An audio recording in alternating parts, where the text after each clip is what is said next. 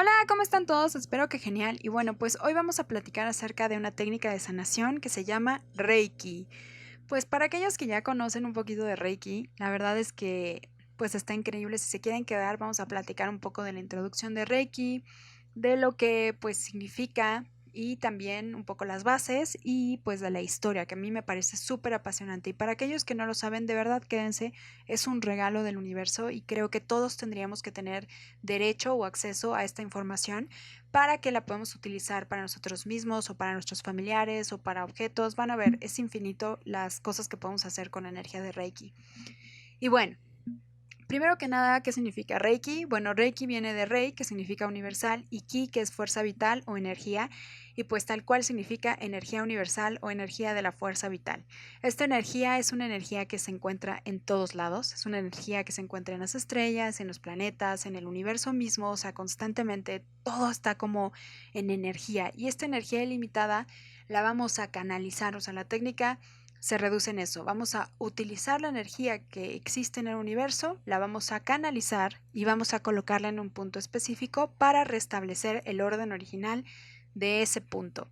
Entonces, bueno, pues este punto, le digo punto como tal porque pueden ser humanos, pueden ser animales, pueden ser plantas, pueden ser comida, agua, espacios, relaciones, finanzas, tecnología, trabajo, medicamentos, o sea, la pueden utilizar para todo.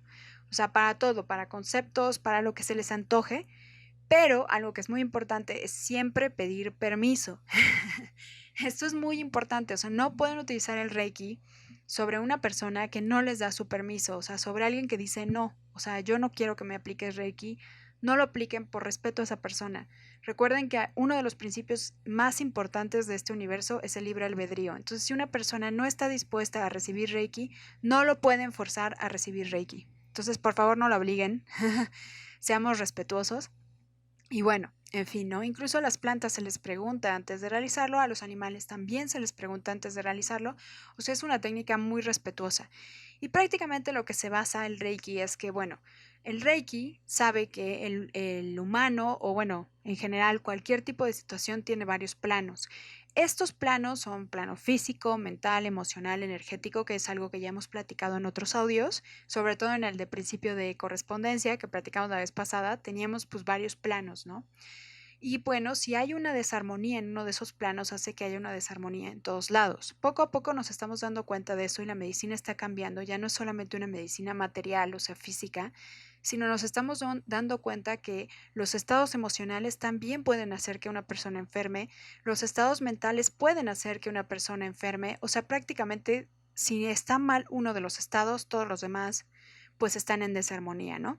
Es como la pieza del rompecabezas que si la metes así a fuerzas, pues obviamente ya todas las demás ya no van a funcionar, ¿no? Ya no va a ser esa armonía general de que tú digas, ah, sí, esta encaja perfecto, ¿no? Entonces, bueno, un ejemplo muy básico podría ser una persona que está mentalmente se siente insuficiente o que siente que no es amada, pues evidentemente va a tener un estado emocional, pues una depresión, una tristeza, una tendencia hacia algo negativo, que al final negativo pues es que está en desarmonía, ¿no? Y esto va a hacer que obviamente lo lleve a un estado energético también, pues menos energía, se siente cansada, se siente fatigada y pues un estado físico, ¿no? Que puede desembocar en una enfermedad. Entonces es un poco eso. Si tú sanas, o bueno, en este caso, si tú armonizas la situación, o sea, si tú regresas a la armonía principal o original de esa persona, pues vas a restablecer todo y por ende, pues va a ver que se sana, ¿no? O sea, que su salud física llega a una curación, pero en realidad no es tanto como que se curó, como que regresó a su estado original, que es un estado de salud, es un estado de abundancia positiva, de armonía, de felicidad, de amor, de alegría, etcétera, ¿no? Como un niño, ¿no? O sea, cuando vemos un niño decimos, no manches, un bebé, no un bebé que esté sano, que esté feliz, que esté contento, bueno, pues ese es nuestro estado original. Entonces, por eso el Reiki es algo increíble. A mí la verdad me encanta, se me hace precioso. De hecho, es una de las únicas técnicas donde no solamente cuando se esté aplicando esta energía va a sanar a la persona a la que se está aplicando o la planta o lo que sea, sino también sana al que la aplica, ¿no? ¿Por qué? Porque esa energía va a restablecer también la información de esa persona. Entonces es una técnica muy hermosa, de hecho se trata de no combinar con otras técnicas O sea, por ejemplo, no sé, si la quieres, no sé, si quieres hacer mantras o si quieres, o sea, tratan de no combinarla porque es una energía como muy pura. Entonces tienes que estar como que toda tu mente, todo tu ser tiene que estar concentrado en el punto de, en el hoy, ¿no? En el ahorita, en el momento presente y enfocado en esa energía que está pasando a través de ti y pasando a través del cuerpo de la otra persona, ¿no? Y regresando cualquier tipo de toxina hacia la tierra para que la tierra la pueda como restablecer en su orden original, la filtra, se puede decir, y restablece esa energía y entonces la regresa, ¿no? Es como un árbol, ¿no? Va a agarrar ese dióxido de carbono y lo convierte en oxígeno, ¿no? Es un poco esa situación. Y bueno, la historia de Reiki como tal, de dónde viene, pues digamos que el Reiki es muy intuitivo. De hecho, pues casi todas las mamás, ¿no? O todos los hijos hemos tenido como esa posibilidad de que de repente te caes, te lastimas y llega tu mamá y lo primero que hace es sanarte, ¿no? O sea, es colocar su mano encima de ti, hacerte como un pequeño masaje, te sopla, ¿no? Este tipo de situación hace que, pues, de alguna forma te está sanando. Inconscientemente ella sabe que puede sanarte. Y ese amor te sana porque definitivamente sientes que ya la herida no te duele tanto, no te arde tanto o deja de sangrar y dices, ah, bueno, ya estoy bien, ¿no? Y te paras como niño. Y bueno, pues esto tan instintivo, digamos que siempre ha estado, pero quien lo descubre y quien lo saca a la luz y quien lo muestra al mundo, pues es el doctor Usui, que es el vamos a hablar a continuación. Aunque ya antes de Usui había otras personas que habían hablado de una energía universal que se podía utilizar o canalizar.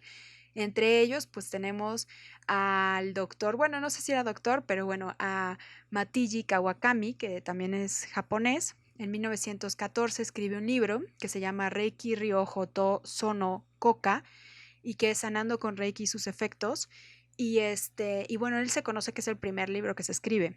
Y posteriormente hay otros libros de otros autores hasta que llegamos a Usai Reiki, que es él pues lo descubre en 1922.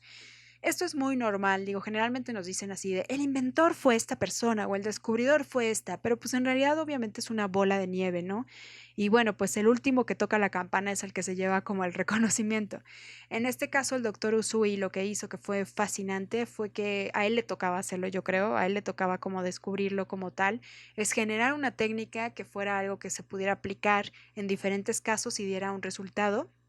Y además el hecho de que él dijo, esto es un regalo para la humanidad. O sea, él dijo, el Reiki nunca se va a patentar, no pertenece a nadie, nadie tiene la patente. Si alguien te dice, solamente mi reconocimiento sirve, lo mandas a la goma porque esto es un regalo de la humanidad, o sea, para la humanidad. De hecho, el doctor Usui lo dijo bastante claro en una entrevista, dijo, generalmente cuando uno descubre algo por el estilo, pues se lo queda en su familia para que nadie más pueda tener contacto de eso y es como una especie de pues herencia, ¿no? Que le pasas a tus hijos pueden tener, continuar ese negocio y pueden utilizar esa técnica. Pero en el caso de Reiki, él dice que era algo tan poderoso y tan increíble que no se lo podía quedar para su familia, necesitaba dárselo a todo el mundo y una de las misiones más fuertes que hizo fue como necesitamos llevarlo a todo el mundo, o sea, que todo el mundo pueda empezar a practicar el Reiki. Todos tenemos en potencia, como igual creo que ya había dicho, el ser maestros Reiki. Y todos tenemos en potencia el hecho de sanar con nuestras manos, con nuestro, o sea, aquí era con todo, ¿no? Con la visión, con la vista, con el soplar, con lo que sea, tenemos esta posibilidad de sanar. Y bueno, la historia del doctor Mikao Usui es una historia que me encanta. Entonces, bueno, pues la voy a contar un poquito. Mikao Usui, pues él venía de una familia budista zen, es japonés, obviamente. Y bueno, pues él desde muy pequeño practicaba las artes marciales Aiki, que bueno, yo la verdad no conozco mucho, pero al parecer es como esta técnica marcial donde utilizas la energía de tu adversario para regresársela, ¿no? Entonces, él ya desde muy pequeño estaba como muy enfocado acerca de la energía, de esta parte de la energía vital, de la energía del universo. De hecho, le gustó muchísimo como muchas cosas como espirituales, estaba súper metido, viajó muchísimo, viajó a Occidente, le gustaba la historia, le gustaba mucho la medicina, el budismo, el cristianismo, la psicología, el taoísmo, o sea, le encantaba todo, o sea, él quería descubrir para qué vino este mundo, ¿no? Y en esta búsqueda de para qué había venido a este mundo, pues le dice a su maestro, oye, pues ¿cómo le puedo hacer? Porque de plano ya no me estoy hallando, ¿no? Y el maestro le dice que había una técnica de 21 días, que era como que te ibas una especie de retiro, te ibas a un lugar específico donde podías meditar y pues tener un ayuno durante 21 días. Y era una especie de muerte en la cual tú te renacías, ¿no? Te encontrabas a ti mismo. Y él decide realizar este retiro, que de hecho fue un autorretiro, porque al parecer en este lugar específico, que es el Monte Curuma, no había retiros como tal en ese entonces. Entonces él realiza ese retiro, pero la gente usualmente lo hacía. De hecho, hay una catarata, que es la catarata de Chomio, que era una catarata muy conocida porque la gente iba ahí, meditaba y sentía como el frío de la catarata y llegaba a meditaciones muy intensas, ¿no? Porque podía como que, no sé, su energía, no sé qué pasaba, pero era así como algo mágico. Entonces mucha gente iba a meditar ahí y bueno, él se va al Monte Curuma y ahí tiene su retiro durante 21 días y al 21 días, hacia el día 21 de repente así de la nada, dice que siente así como una luz, como si hubiera sido como un trueno, le hubiera caído en la cabeza y ¡pum! Lo deja inconsciente, ¿no? Así se queda tirado y cuando despierta, despierta con una energía así infinita, o sea, siente así como que todo así, se mueve por dentro y la verdad es que le causa una gran sensación porque dice, no inventes, o sea, yo llevaba 21 días sin comer nada, con una así, me sentía todo así, ya saben, así todo de ya no puedo. Y de repente sentir toda esa energía, y más con una idea que tenemos de que somos nuestro cuerpo y que necesitamos comer para poder tener energía, etcétera. Imagínense de dónde viene esta energía, ¿no? Y entonces ahí entiende de dónde viene esa energía. Y en su emoción se baja corriendo las escaleras del templo para decirle a su maestro y se cae. Pero no sé si han visto como esas chanclas que utilizan, bueno, digo, en México se le dice chancla, pero es como un guarache, que utilizan, o sandalia, ¿no? Los japoneses, pues imagínense, se cae, se lastima y pues su dedo, que estaba por fuera, se lastima horrible, ¿no? Y lo primero que él hace es agarrar sus manos, colocarlas encima de su dedo y de repente así de la nada deja de sangrar. Y entonces ahí entiende qué es el Reiki. O sea, dice, ya entendí qué es lo que tengo que hacer, a dónde tengo que ir, ya entendí todo, ¿no? Y entonces, bueno, pues a partir de ahí, en abril de 1922, se va a Tokio y crea la Sociedad de Curación con el nombre Usai Reiki Ryoho Gakkai, que es la Sociedad Usai Método de Sanación con Reiki. Ahí se establece como su pequeño consultorio y da tratamientos, también da clases, enseña Reiki, porque recuerden, él quería compartirlos, él decía, tengo que compartirlo, tengo que dárselo al mundo, ¿no? Entonces empieza a hacer todo, de hecho viene el gran terremoto de Kanto en 1923 y él sale de su consultorio a ver a quién puede ayudar, ¿no? Y ayuda a muchísima gente, de hecho eso ayudó mucho porque pues de boca en boca la gente empezó a ir con él, ¿no? Empezaron a decir, no, es que esta persona sí está increíble, o sea, sí llega a sanarte, ¿no? Entonces realmente el Reiki empezó a tener como mucha fuerza en Japón y pues la gente quería aprender y además quería que fueran y que les dieran Reiki, ¿no? De hecho, una de las cosas que tuvo yo, perdón por mi de hecho, pero es que el gobierno japonés le otorga un reconocimiento por su honorable trabajo al doctor Usui. O sea, imagínense qué locura, es que ya estamos hablando de cosas muy locas porque en Oriente la percepción del hombre es integral, ¿no? Entonces, por eso a nosotros nos cuesta tanto trabajo. Imagínense, en ese entonces, estamos hablando de 1920 y tantos, le estaba dando un reconocimiento al gobierno japonés por un método de sanación utilizando energía, ¿no? Del universo. Y hoy en día estamos al 2020 con todo el conocimiento que tenemos, con utilizar, no sé, todo el conocimiento que tenemos. Y hay países que actualmente están prohibiendo técnicas de sanación como el Reiki. Entonces es una locura. Estamos hablando que realmente pues sí nos han puesto mucho esta idea de que solo somos materia y que solamente nos pueden tratar como si fuéramos materia. Y yo creo que es algo muy erróneo porque hay que complementarlo. O sea, no les estoy diciendo, y de hecho es algo que siempre te van a decir, o sea, si tú vas a un lugar a tomar Reiki, nunca te van a decir, oye, deja tus antidepresivos, o deja de tomar, o deja de ir al doctor. No, no, no, o sea, siempre te van a decir, ve a tu doctor, haz tus cosas y complementalo con Reiki, ¿no? Entonces creo que ese es un punto, o sea, vamos a complementar la medicina para hacerla mucho más rica, mucho más eficaz y mucho más, pues, duradera, ¿no? O sea, que la persona realmente pueda vivir en todo su esplendor. Y bueno, al final del día, el doctor Usai pues tiene muchos estudiantes, uno de ellos es Chuhiro Hayashi, que de hecho a él se le conoce mucho porque fue el que le enseñó a Takata, que es quien lo trae a Occidente, ¿no? Todo este conocimiento. Y al final, pues muere el doctor Usui, muere de un paro cardíaco en un hotel en Fukuyama, perdón, porque se va a él a hacer como un curso, normalmente hacía cursos así, pues le da de repente un paro cardíaco y se muere, ¿no? Como toda la vida, en 1926, lo cual fue como muy loco, o sea, estamos hablando que en 1922 descubre el Reiki y en 1926 ya había cumplido como lo que tenía que cumplir y se fue, ¿no? Y bueno, después pasamos al doctor Shuhiro Hayashi. El doctor Shuhiro Hayashi, él hablaba mucho del Reiki intuitivo, o sea, él dice, hay que entender algo también, o sea, obviamente si nuestro conocimiento pues va evolucionando, también va evolucionando la forma en la que vamos a hacer la técnica, ¿no? Entonces la intuición, él decía mucho como que todo, o sea, toda enfermedad venía pues de un efecto, ¿no? O sea, es causa y efecto. Entonces una causa, hay que encontrar la causa para eliminar el efecto. Entonces, muchas cosas, o sea, puede ser que parezca que la causa está en un cierto lugar, por ejemplo, me duele la garganta, la causa debe estar en la garganta, no necesariamente, puede ser que el bloqueo esté en otra parte del cuerpo y por eso generalmente cuando te hacen Reiki, aunque te duele la garganta, no se enfocan en la garganta como tal, sino se enfocan en todo el cuerpo, porque puede ser que esté en otra parte del bloqueo y una vez que deshagas ese bloqueo, bueno, pues ya la garganta se libera, ¿no? Entonces hay que entender eso, el cuerpo es integral, o sea, sin corazón no hay vida, ¿no? Entonces, ¿cómo puedes esperar o sea, que te puedan como extraer el corazón y entonces sanarte? Pues no, no se puede, o sea, tienes que ver a todo el cuerpo completo, ¿no? Como un entero. Entonces, bueno, él iba a iniciar su entrenamiento en 1925, entonces de hecho se cree que fue como de los últimos a los cuales les dio clases el doctor Usui. De hecho, él tenía 47 años cuando toma sus sesiones de Reiki y se vuelve maestro, o sea, ya era grande, y él sí iba a ser doctor como tal, o sea, él sí tenía como un título de doctor. Él había estado en la Marina japonesa y de hecho había hecho la carrera de doctor en la Marina. Entonces él sí tenía un conocimiento previo de medicina y él toma el Reiki y decide hacer su pequeña como clínica en Tokio que se la va a llamar Hayashi Reiki Kekyukai.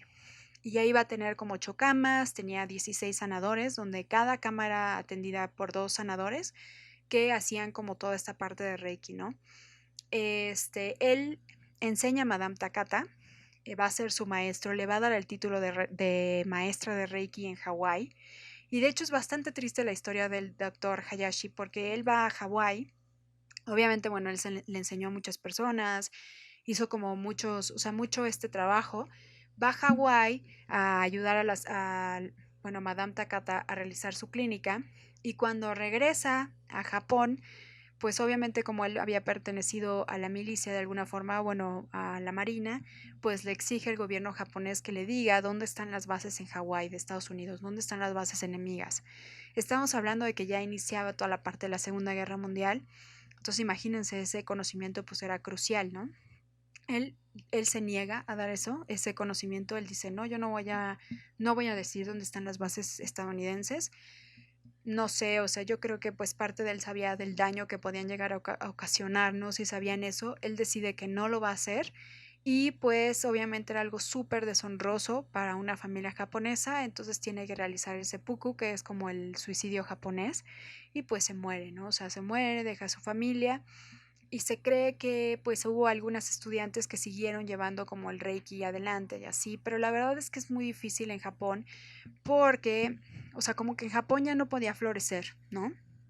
De alguna manera, aunque había gente que realizaba la técnica y todo, cuando Estados Unidos gana la guerra, llegan y se establecen varias bases en Japón y el problema de estas bases que se habían establecido es que el gobierno estadounidense había exigido que cualquier persona que realizara un método de sanación tenía que registrarse, tenía que tener una licencia emitida por el gobierno.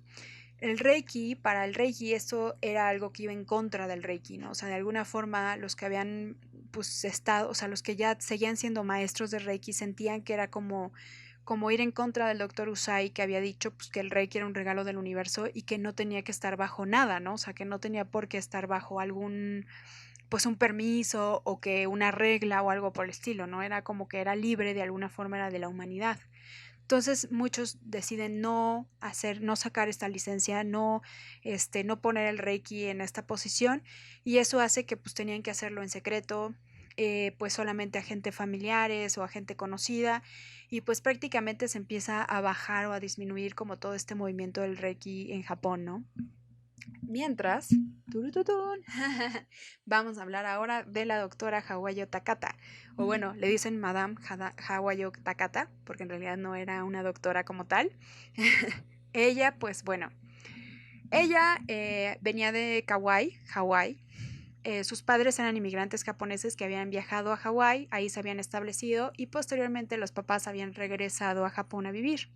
Ella se había quedado ahí junto con su hermana y bueno, pues el punto es que ella pues se había casado con una persona que trabajaba en un plantío, era el contador del plantío, se había enamorado de él, se habían casado, tenían 2 hijas y resulta que por una cierta pues, situación el señor se muere y la deja viuda, ¿no?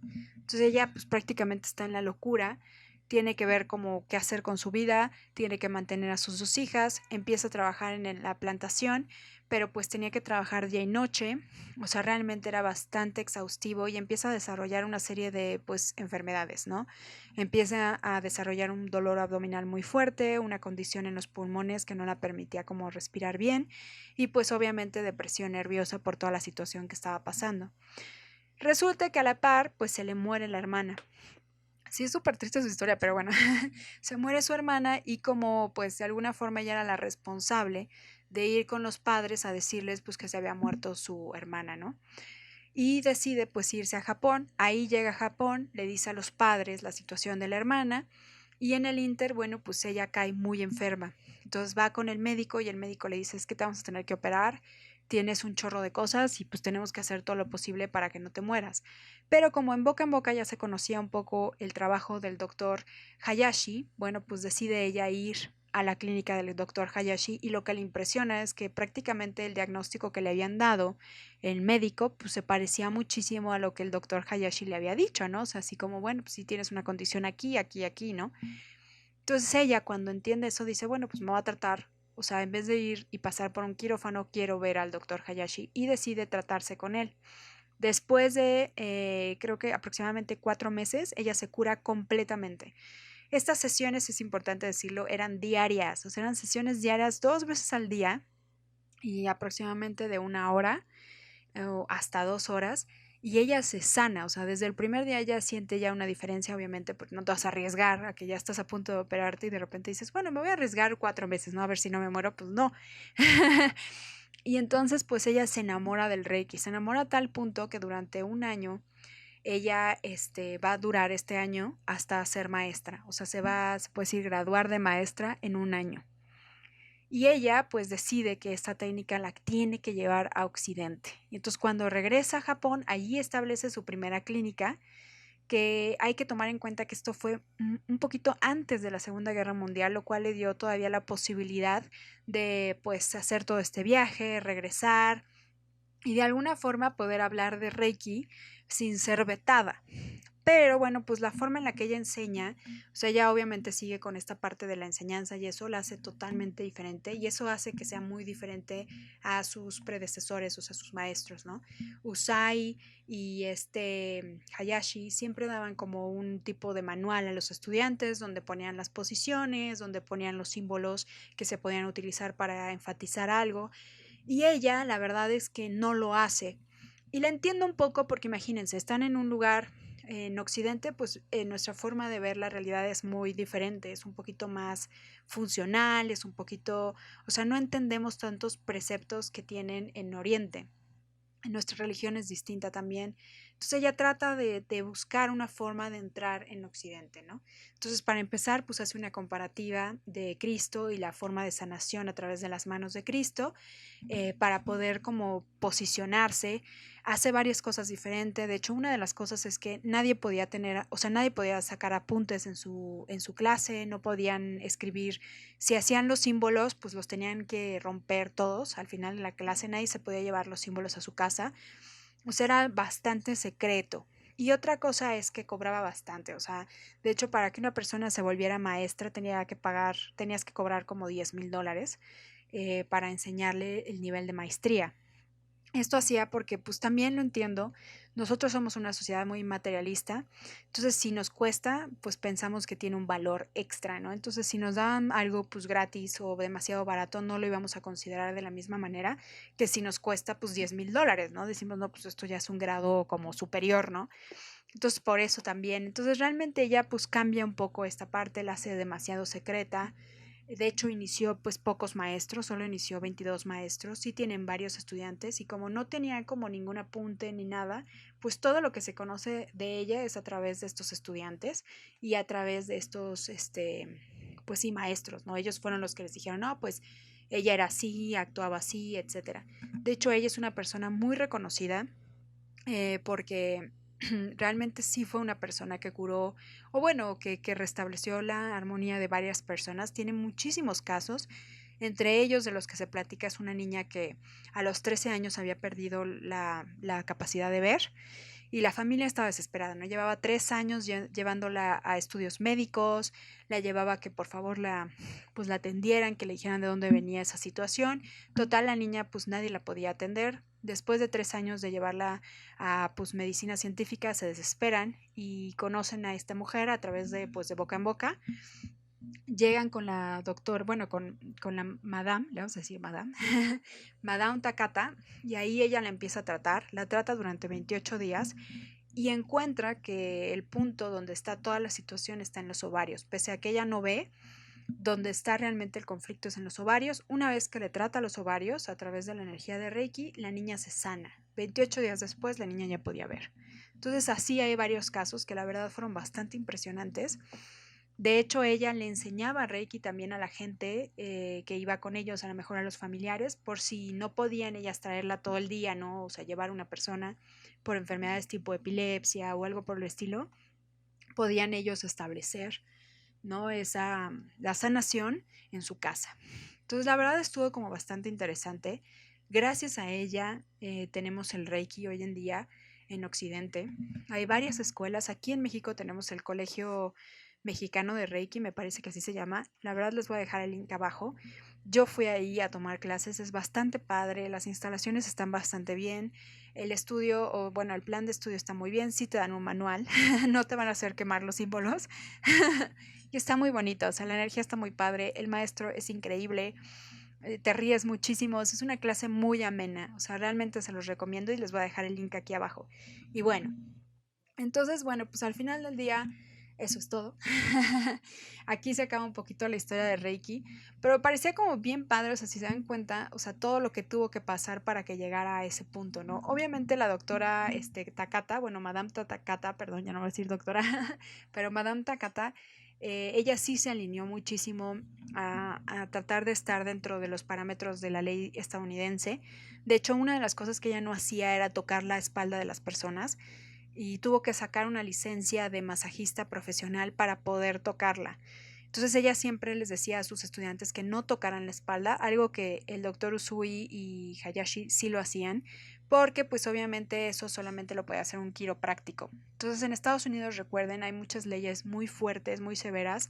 Ella nunca daba un diagnóstico como tal, nunca, o sea, como que hacía muchas cosas que evitaban pues que la fueran a demandar, ¿no? O que fuera a generar algún tipo de problema posterior. Entonces la verdad está bien padre porque sí como que ella cuidaba esa parte mucho y eso hizo que pudiera como establecerse el Reiki en Estados Unidos y que pudiera florecer en otras partes del mundo occidental, ¿no? Porque supongo que si hubiera entrado en otro lugar, quizá, por ejemplo, no sé, si hubiera llegado a México, a lo mejor las leyes no eran demasiado fuertes, demasiado rígidas, no hubiera podido llegar a Estados Unidos u a otros países, ¿no? A Europa, etcétera. Entonces, bueno, gracias a que ella sí como cumplió con muchos parámetros ya establecidos, pudo llevarse a otros lugares y estos lugares la aceptaron de alguna manera porque no se metía con nada en específico. Entonces, bueno, pues esta es la historia de Reiki, espero que les guste mucho y como les decía, pues este es un regalo que nos dio el doctor Usui, que nos dio el universo obviamente a través del doctor Usui y creo que lo tenemos que utilizar hoy en día. Si quieren saber más también hay muchos se puede decir que en internet, bueno, sí, como tipo en Udemy o en otros lugares, pueden encontrar cursos en línea que la verdad están bastante bien, son cursos certificados, les pueden dar su certificación y además pues les enseñan todo y si a ustedes pues les gusta como aprender un poquito más, bueno, también lo pueden hacer por su cuenta y si no, pues les digo, o sea, la verdad es que es bastante barato. De hecho, una de las estudiantes de la doctora, bueno, de Madame Takata, no es doctora, Madame Takata, ella fue como también una de las que ayudó muchísimo al Reiki porque pues bajó la tarifa, dijo, no, es que $10,000 es imposible, ¿no? Necesitamos más maestros de Reiki y pues por $10,000 pues está muy cañón, entonces bajó la tarifa e hizo que pues realmente fuera algo mucho más accesible. Hoy en día podemos encontrar un curso de maestría por 1,500 pesos, me parece que es bastante barato, no, 3,000 pesos el curso de maestría, pero pues en otros lugares, les digo como Udemy o así, lo pueden encontrar incluso más barato. La verdad es que sí está padre ir a un lugar y tener como estudiantes que estén contigo, no a la par, y tu maestro, o sea, es muy bonita esa experiencia, entonces yo sí la pagaría. Pero bueno, depende de cada quien. Y bueno, pues espero que les haya gustado mucho. Cualquier cosa estoy aquí, lo que quieran preguntar y pues a ver qué tal. Espero que ya se acabe la cuarentena para que ya podamos salir y jugar y divertirnos un poquito más. Y les mando un abrazote enorme. Diviértanse. Bye.